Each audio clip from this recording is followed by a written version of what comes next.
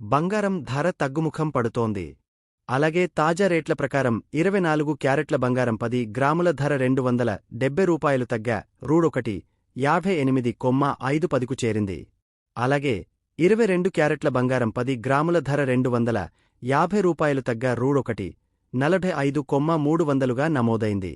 ఈ స్వల్ప తగ్గుదలతో పెళ్లిళ్లు, శుభకార్యాల కోసం బంగారం కొనాలని భావిస్తున్నవారు కాస్త ఊపిరి పీల్చుకుంటున్నారు. ఇక వెండి విషయానికి వస్తే వెండి ధరల్లో ఎలాంటి మార్పు లేదు.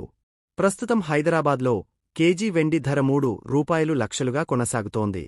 ఇతర ప్రాంతాల్లో రూ. 2,90,000 వద్ద కొనసాగుతోంది. వెండి ధర స్థిరంగా ఉండటంతో వెండి కొనుగోలు చేసే వారికి కూడా ఇబ్బంది లేదు.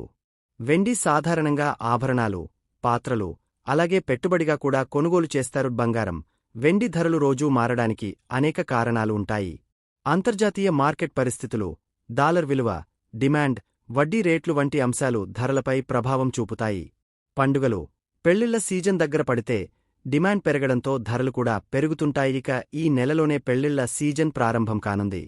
ఇక బంగారం, వెండి ధరలు మరింత పెరుగుతాయి. ఈ అంచనాలు నిజమైతే మళ్లీ 10 రోజుల క్రితం పరిస్థితి తలెత్తే అవకాశముందని నిపుణులు చెబుతున్నారు.